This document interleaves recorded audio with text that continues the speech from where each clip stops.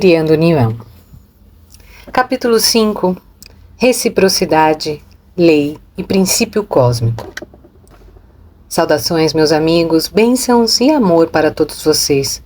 O tema da palestra desta noite é a reciprocidade. Vou dividir o assunto em 3 partes: reciprocidade como lei e princípio cósmico, de que modo esta lei se manifesta na vida humana e a natureza e origem dos entraves que perturbam o equilíbrio da reciprocidade. Não pode haver criação se não houver reciprocidade. Reciprocidade significa que 2 entidades ou aspectos aparentemente ou superficialmente diferentes se aproximam um do outro com a finalidade de se unir e formar um todo abrangente. Um se abre ao outro, coopera com ele e o afeta, criando uma nova manifestação divina. As novas formas de autoexpressão só podem adquirir vida quando o eu se funde com alguma coisa além de si mesmo. A reciprocidade é um movimento que elimina a distância entre a dualidade e a unidade. Sempre que existe separação, é preciso que passe a haver reciprocidade para acabar com a separação. Nada pode ser criado se não houver reciprocidade.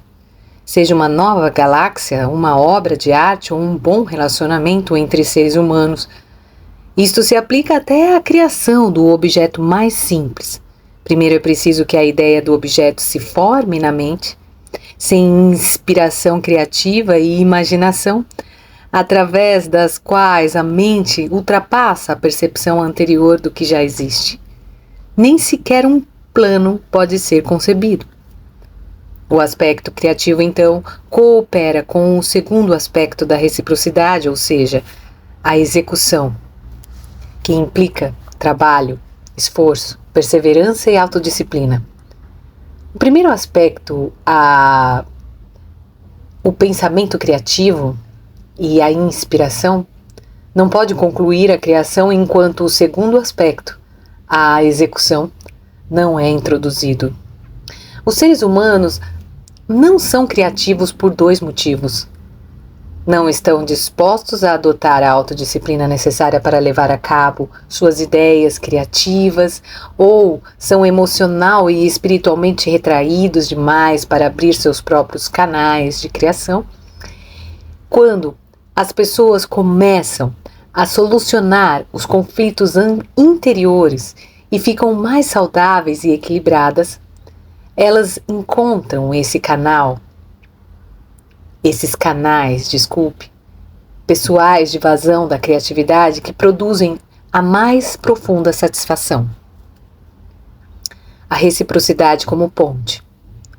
O desequilíbrio dos 2 aspectos da criação é particularmente notório na área dos relacionamentos humanos. O motivo que reúne 2 pessoas pela atração inicial e pelo amor é criativo, espontâneo e desenvolto. No entanto, a ligação raramente se mantém. O que acontece, na maioria das vezes, é que a tarefa de solucionar as dimensões internas ocultas é negligenciada. Prevalece a ideia infantil de que o eu é impotente para determinar o rumo do relacionamento. Em geral, este é tratado como se fosse uma entidade distinta que, para o bem ou para o mal, segue seu próprio curso. A reciprocidade é a ponte que leva à unificação. É preciso que 2 movimentos de expansão se toquem numa interação harmônica de dar e receber, de cooperação mútua e abertura positiva. 2 correntes de aquiescência, manifestações de intenções positivas, devem se encontrar. A capacidade de aceitar, de suportar e sustentar o prazer só pode ser aprendida gradualmente e é uma das metas mais difíceis de alcançar. Essa capacidade depende diretamente da integridade espiritual e emocional da pessoa. Segue-se que a reciprocidade depende da capacidade de a entidade dizer sim quando houve um sim. Isto nos leva à segunda parte dessa palestra. Como se aplica o princípio da reciprocidade ao atual estágio de desenvolvimento da humanidade. Existem 3 graduações. O ser humano menos desenvolvido e ainda cheio de medo e concepções erradas pode expandir-se muito pouco. Como expansão e reciprocidade são independentes, a reciprocidade é impossível na medida em que a expansão é recusada. Todos os seres humanos, até certo ponto, têm medo de se abrirem, como vocês bem sabem. Talvez vocês não desconfiem que esse medo também existe em vocês. Ou, se suspeitarem, talvez consigam interpretá-lo de outra forma, pois têm vergonha em admiti-lo. Talvez achem que existe alguma coisa particularmente errada com vocês. Alguma coisa que não está presente em nenhum outro ser humano de valor. Por isso, não querem deixar que ninguém suspeite desse defeito, mas à medida que prossegue o trabalho interior, vocês aprendem a admitir e aceitar sem reservas e a entender corretamente a universalidade do problema, podendo então reconhecer o medo de se abrir e de se expandir. Pode ser que, às vezes, vocês estejam bem cientes desse modo e da forma como refreiam a energia, os sentimentos e as forças vitais, por julgarem que esse tipo de controle lhes dá mais segurança. Os problemas com a reciprocidade dependerão do procedimento de vocês nesse particular. As pessoas menos desenvolvidas e mais desligadas da sua verdade interior não estão prontas para nenhum tipo de expansão e, portanto, de reciprocidade. No entanto, isso não significa que o anseio pela reciprocidade esteja eliminado. Ele está sempre presente. Algumas entidades, contudo, conseguem abafar o anseio de expansão e de reciprocidade, talvez durante encarnações inteiras, sem perceber que falta tanta coisa às suas vidas. Elas se contentam com a pseudo-segurança da separação e do isolamento, pois estes são menos ameaçadores, ou assim parece. Mas, quando o desenvolvimento avança um pouco mais, o anseio se torna mais forte e mais consciente. Há muitos graus e muitas alternativas. Para maior clareza, vamos simplificar ao máximo. As pessoas do segundo estágio, que estão dispostas a se abrir, porém, ainda sentem medo quando surge uma oportunidade da real reciprocidade. A única forma que as pessoas desse estágio têm de experimentar o contentamento e o prazer da expansão e da união é a fantasia. Isso leva a uma instabilidade muito comum e frequente de experiências. As pessoas desse estágio estão convencidas de que o forte anseio indica que já estão preparadas para a verdadeira reciprocidade. Afinal, em sua fantasia, elas já passaram por esta bela experiência.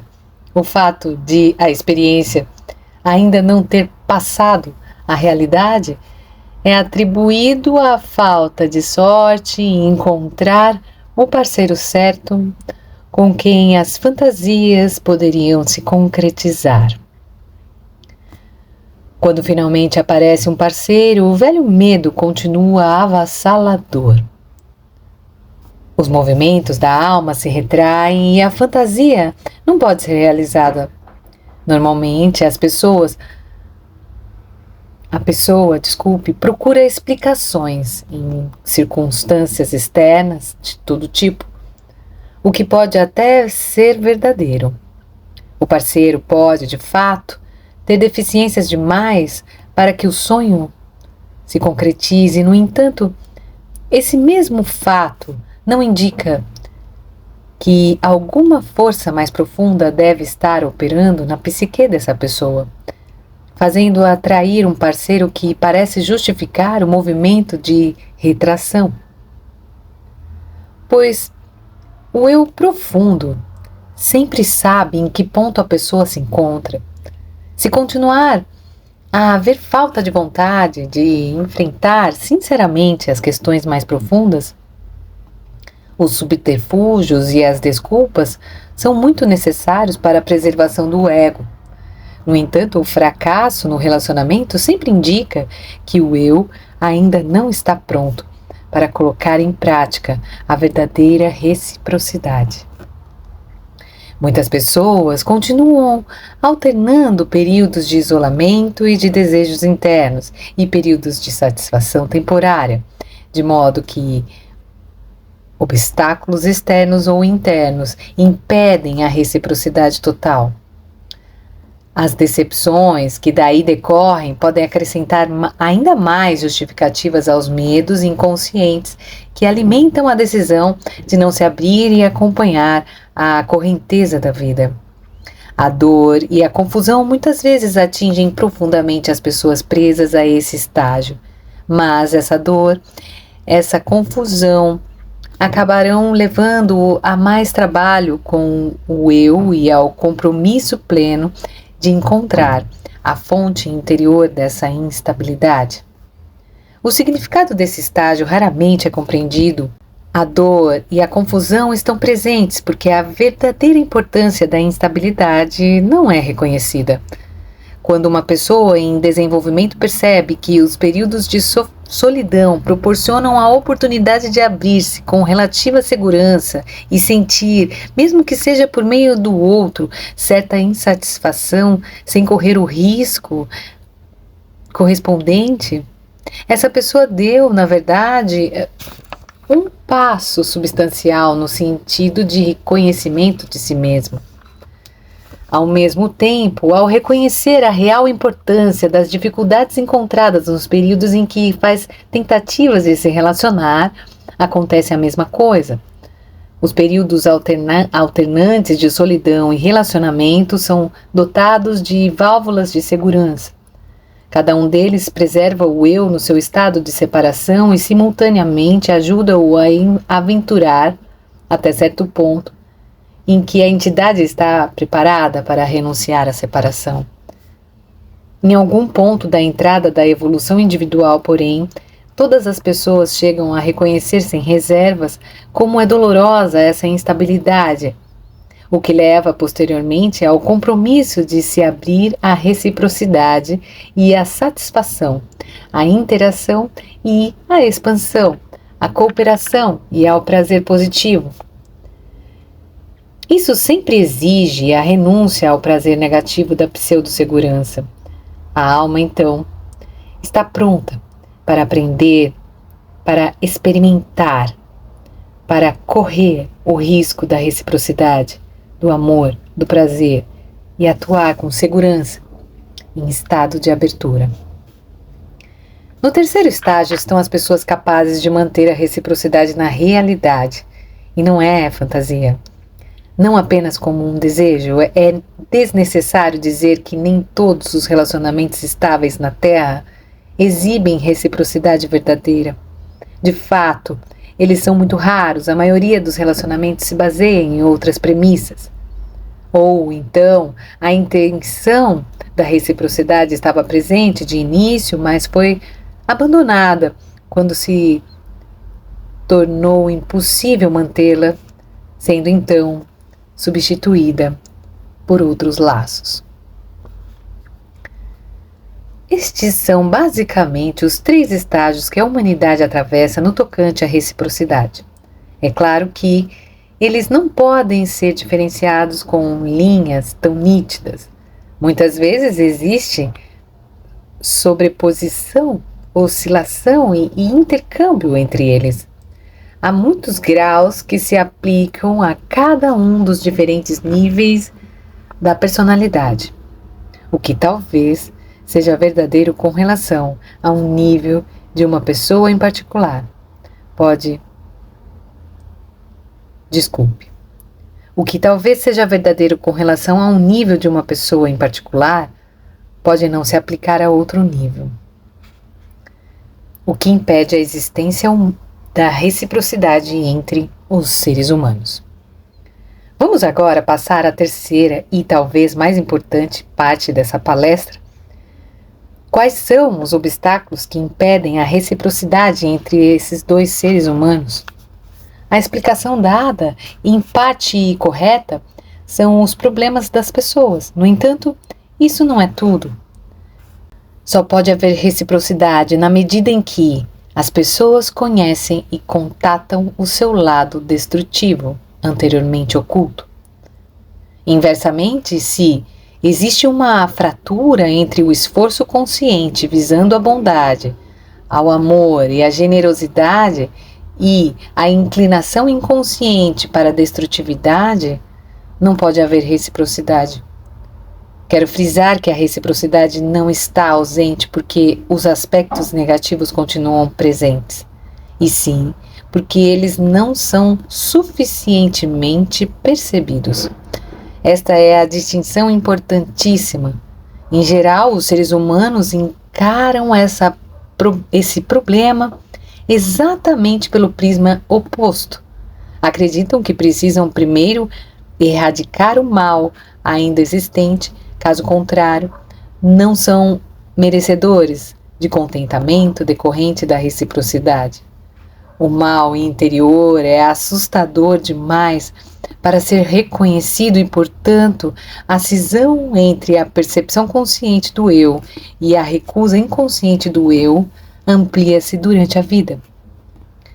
Se você estiver desligado do seu inconsciente, precisará manifestar aquilo que, lá no fundo, sabe que existe no seu interior. Você o manifestará com outra pessoa e afetará o inconsciente e o nível oculto dessa pessoa. A menos que essa chave seja aplicada, os relacionamentos necessariamente tropeçam ou se deterioram e a reciprocidade na verdadeira acepção não pode se desenvolver. Portanto, é muito importante que se tenha contato cada vez maior com os aspectos destrutivos inconscientes do seu ser.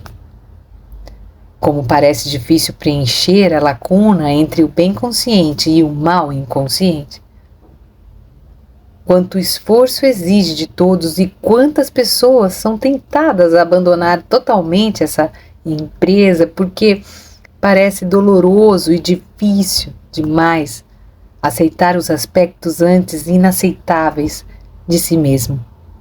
No entanto, antes disso, a vida não pode ser realmente vivida.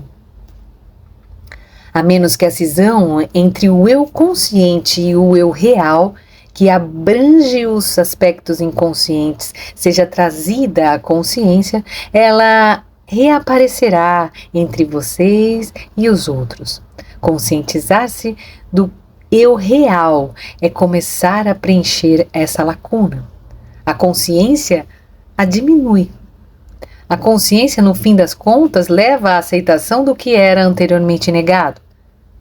Se não houver reciprocidade entre vocês e todos os aspectos de vocês mesmos, por causa de padrões, exigências e expectativas irrealistas, é absolutamente inconcebível que, algum dia, possa existir reciprocidade entre vocês e os outros.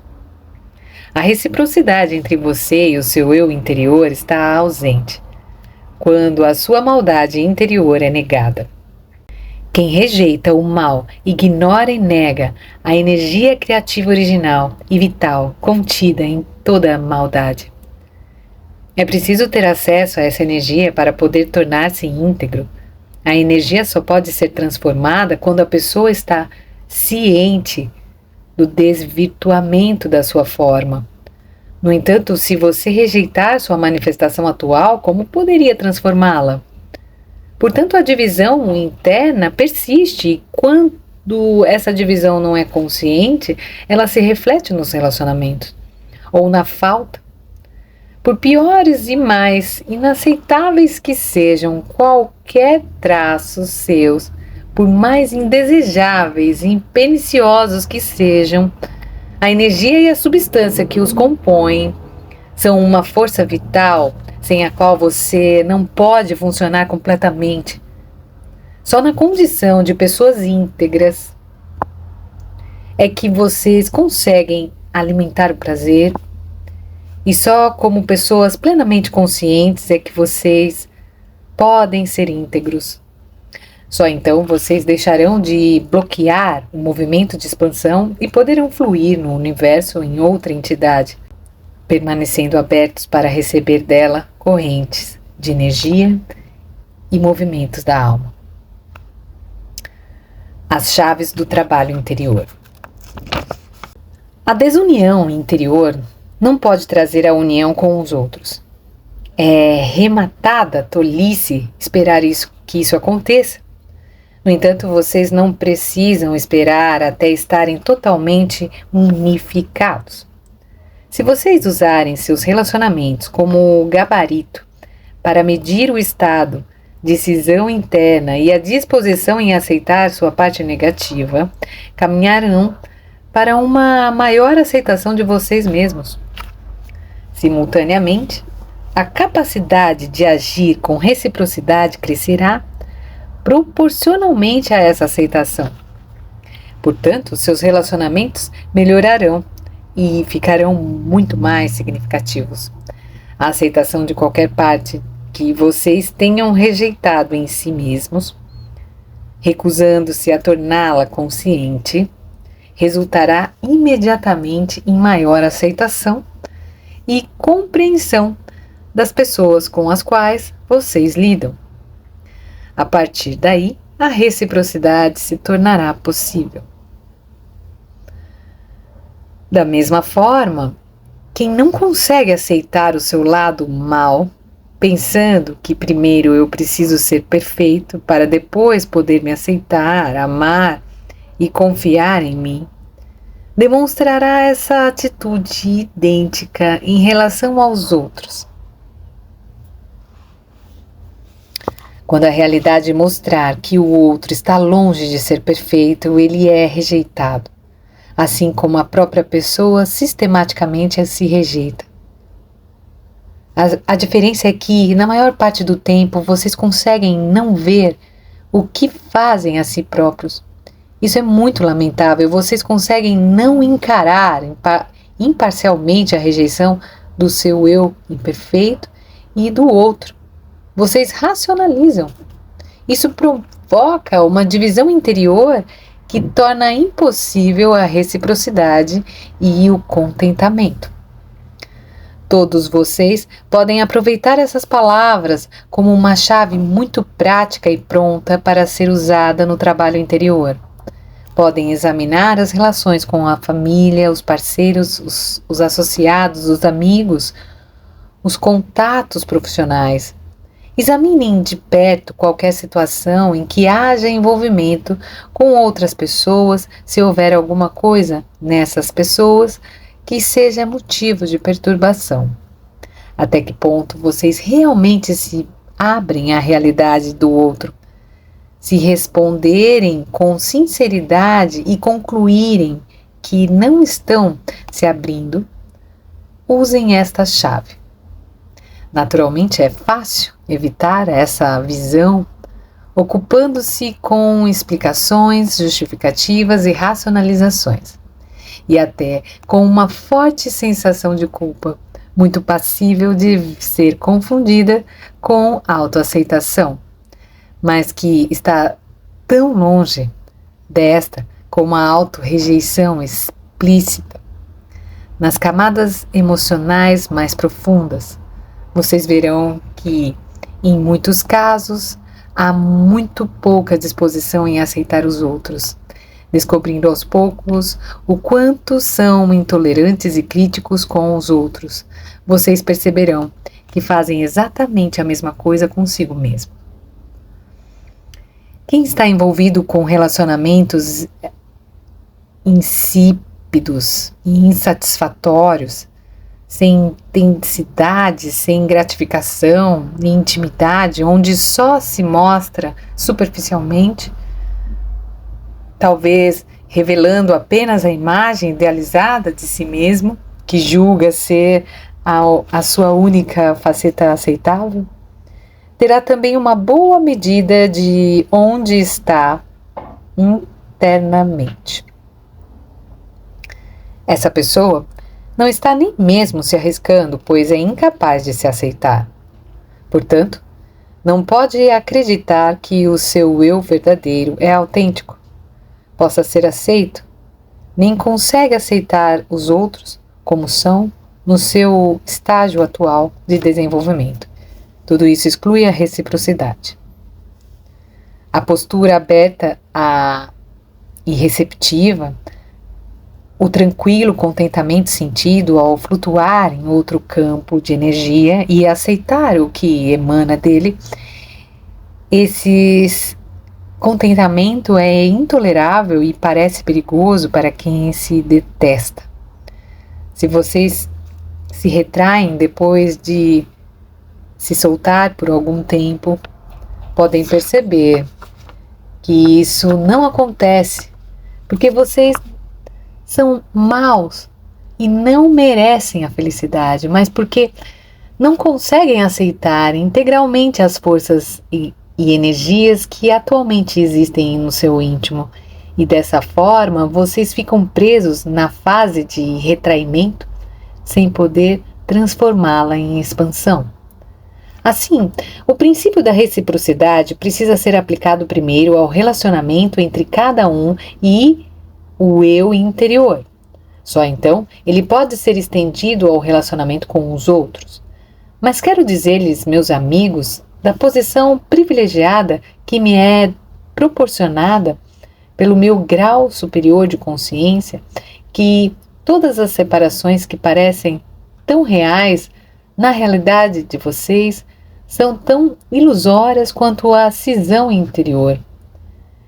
É um artefato cuja existência se deve exclusivamente ao fato de uma coisa ser rejeitada. Ao fechar os olhos e a consciência para a totalidade do que são nesse estágio, vocês criam dois eus aparentes, o aceitável e o inaceitável. Mas, na realidade, não há duas entidades, ambas são vocês.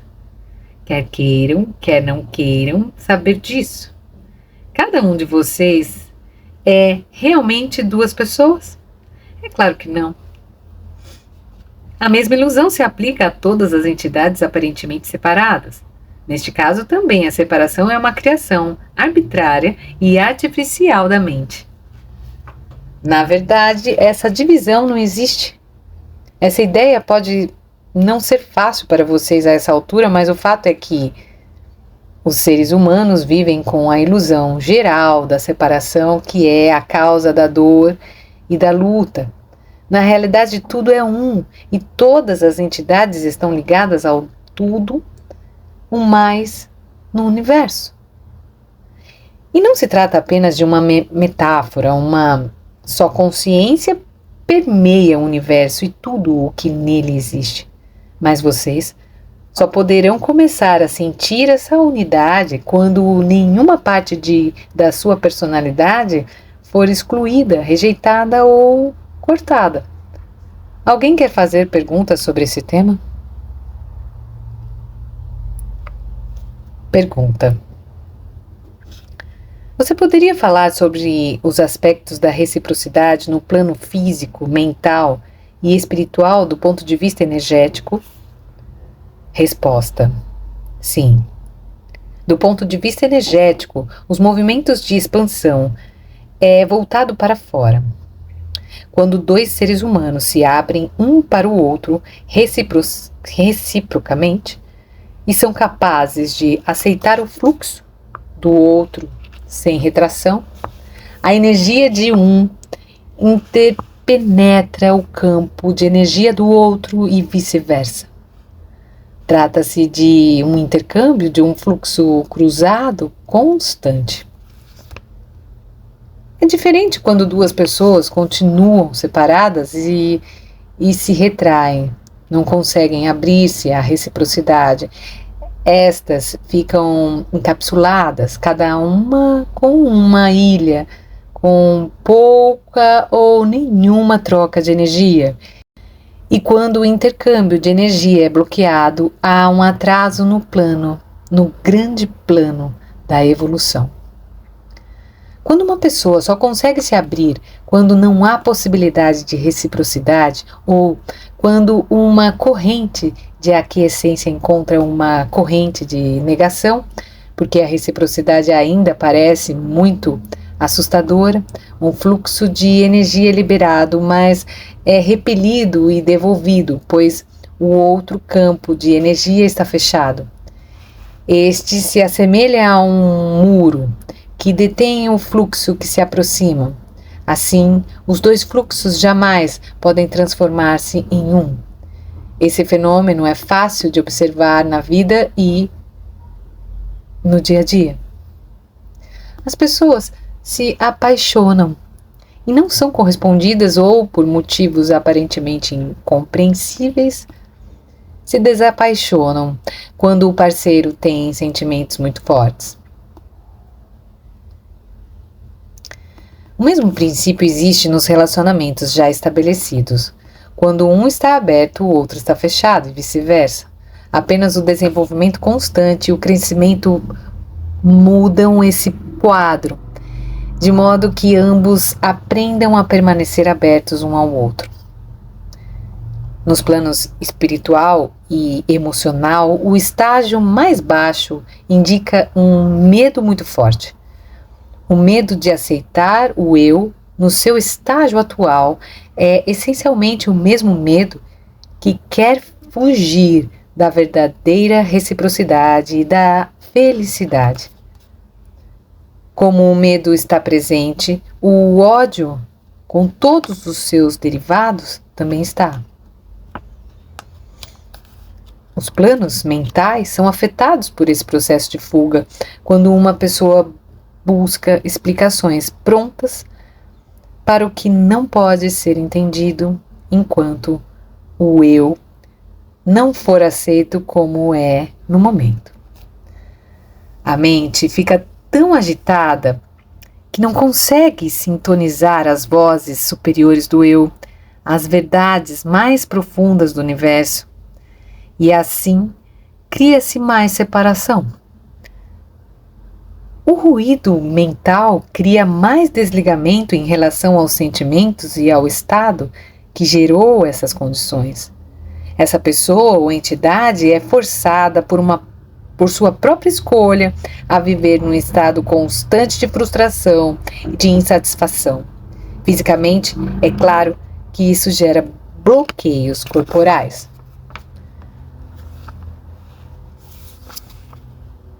No segundo estágio, em que a abertura e o retraimento se alternam, a pessoa fica mentalmente confusa.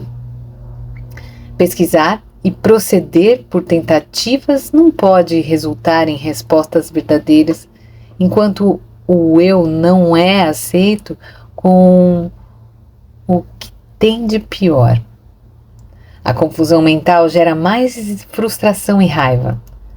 As interpretações errôneas que deveriam explicar por que essa pessoa nunca consegue a reciprocidade só aumentam a frustração e, consequentemente, a raiva e o ódio. No plano emocional, o desejo e a decepção se alternam com a satisfação na fantasia. Isso indica certo grau de abertura e de fluxo, embora sem reciprocidade verdadeira, mas com retraimento e recuo acompanhados de raiva e ódio, decepção e acusação. Quando a aceitação de si mesmo torna possível a reciprocidade e há intercâmbio de energia, os movimentos universais fluem tranquilamente. A alternação saudável entre os princípios de expansão, contração e imobilidade é a norma quando As pessoas só inserem no ritmo eterno em harmonia com o universo. Sejam abençoados, meus queridos, que esta palestra seja uma pequena luz brilhando dentro de vocês, trazendo esperança e força, mostrando mais um aspecto do caminho e levando-os com mais firmeza e se aceitarem exatamente como são. Não sejam complacentes, não inventem desculpas. Vejam as coisas como são. Aceitem totalmente a imperfeição, sem retoques, sem exageros, para não alvitarem na vergonha e no medo. Todas essas formas de desequilíbrio precisam desaparecer, pois são armadilhas mais desastrosas do que qualquer faceta que você possa detestar em si mesmo. Adotando essa postura, descobrirão a felicidade e a verdade que unirá vocês com vocês mesmos e com o universo. Como descobrir e vencer os obstáculos a um relacionamento satisfatório é a parte 2 que vamos ler no nosso próximo vídeo. Obrigada por curtir e compartilhar e até a próxima.